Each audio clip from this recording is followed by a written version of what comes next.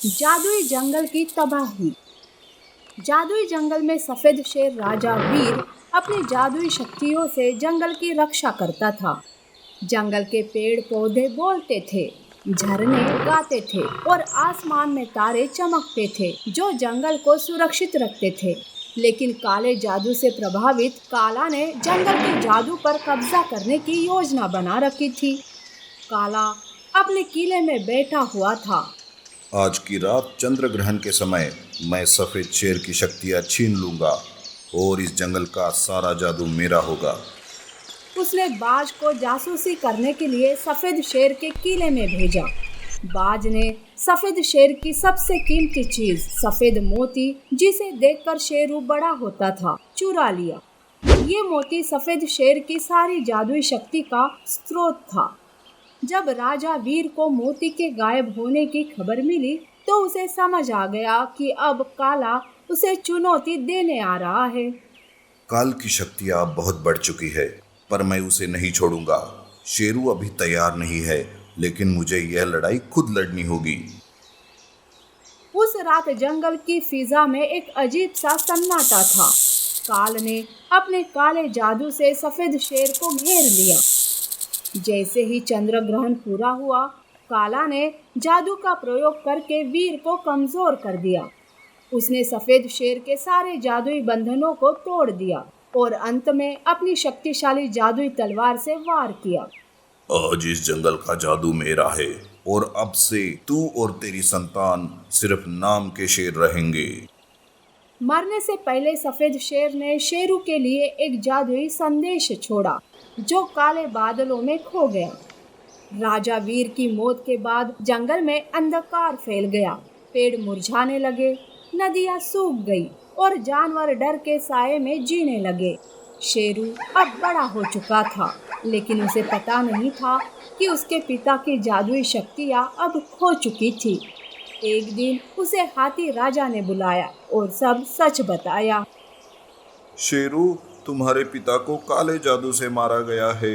अब तुम ही हो जो इस जंगल को बचा सकते हो, लेकिन इससे पहले तुम्हें अपनी खोई हुई शक्तियां वापस लानी होगी। मैं कैसे ये करूंगा हाथी राजा?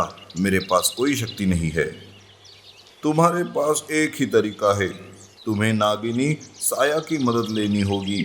वो तुम्हें जादुई शक्ति वापस दिला सकती है, पर ध्यान रखना, साया खुद एक रहस्यमय प्राणी है। उस पर भरोसा करना आसान नहीं होगा। जब शेरू साया की तलाश में जंगल की गुफाओं में पहुंचता है तो उसे वहां अपनी बहन माया मिलती है, जो गहरे जादू में लिपटी हुई थी। माया हमेशा से जंगल से गायब रही थी, लेकिन अब वो साया की शिष्या बन चुकी थी। शेरू, मुझे पता था कि तुम यहाँ जरूर आओगे।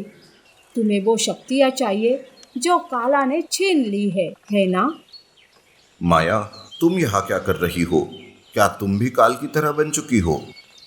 नहीं, मैं हमेशा तुम्हारे साथ हूँ, लेकिन हमें पहले वो शक्ति हासिल करनी होगी जो इस जंगल को फिर से बचा सके। लेकिन रास्ता आसान नहीं होगा। माया और शेरू ने मिलकर साया की गुफा में प्रवेश किया, जहाँ नागिनी साया उनका इंतजार कर रही थी। साया एक विशाल और रहस्यमयी नागिन गुफा के केंद्र में अपनी जादुई बिंदुओं के बीच बैठी थी। उसकी चमकती हुई आंखों में हजारों रहस्य थे। शेरू, तुम अपने पिता के स्थान पर यहाँ आए हो, लेकिन क्या तुम ये साबित कर सकते हो कि तुम इस शक्ति के योग्य हो?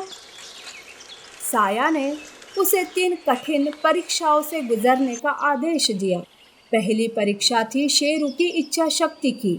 साया ने उसे सबसे गहरी भयावह दिखाई दी, जहां उसने देखा कि काला ने जंगल को नष्ट कर दिया है और उसके सारे दोस्त मर चुके हैं। लेकिन शेरू ने हिम्मत नहीं हारी। मैं अपने डर पर काबू कर सकता हूँ। मैं अपने पिता की तरह मजबूत हूँ। दूसरी परीक्षा थी उसकी बुद्धिमानी की। उसे जादुई पहेलियां हल करनी थी, जिसमें माया ने उसकी मदद की। तीसरी और आखिरी परीक्षा थी उसकी ताकत की। उसे साया के जादुई राक्षसों से लड़ना पड़ा। शेरू ने अपनी बहादुरी दिखाते हुए सारे राक्षसों को हराया। तुमने अपनी योग्यता साबित कर दी शेरू। अब तुम्हें वो शक्ति दूंगी जो तुम्हारे पिता से छीन ली गई थी। साया ने शेरू को एक चमकता हुआ नीला हीरा दिया जिसमें सफेद शेर की सारी जादुई शक्तियां छिपी थी। लेकिन माया ने चुपके से शेरू से ये भी कहा कि नीले हीरे में छिपा हुआ कुछ और भी है जिसका उन्हें पता नहीं था। शेरू और माया अब तैयार थे। उन्होंने जंगल में कदम रखा और काला के किले की ओर बढ़ने लगे। लेकिन एक गुप्त जासूस की तरह बाज हमेशा उनकी हर चाल पर नजर रख रहा था। उसने काला को शेरू के हर कदम की खबर दी। तू अभी भी नहीं जानता कि मेरी असली शक्ति क्या है शेरू।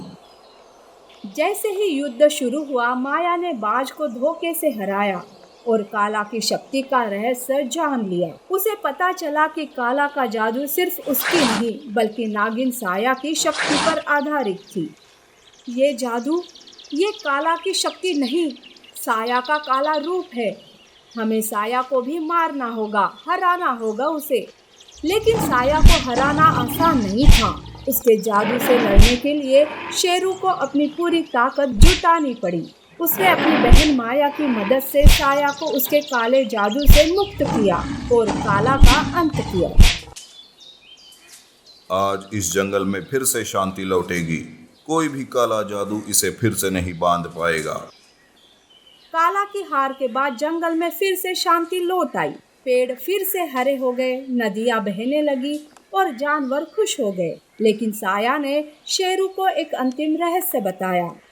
शेरू, तुमने काला को हराया है, पर असली शक्ति अभी भी कहीं छिपी है। यह जंगल अभी भी खतरे में है। शेरू की आंखों में एक नई चुनौती की चमक थी। उसे पता था कि असली लड़ाई अभी खत्म नहीं हुई। मैं तैयार हूँ, चाहे जो भी चुनौती आए, मैं इस जंगल की रक्षा करूँगा। जंगल का जादू अभी भी जीवित था, लेकिन उसके भीतर छिपे हुए और भी कई रहस्य थे। शेरू को अब नई चुनौतियों का सामना करना था, लेकिन वो जानता था कि उसकी बहन माया और उसके पिता की विरासत हमेशा उसके साथ रहेगी।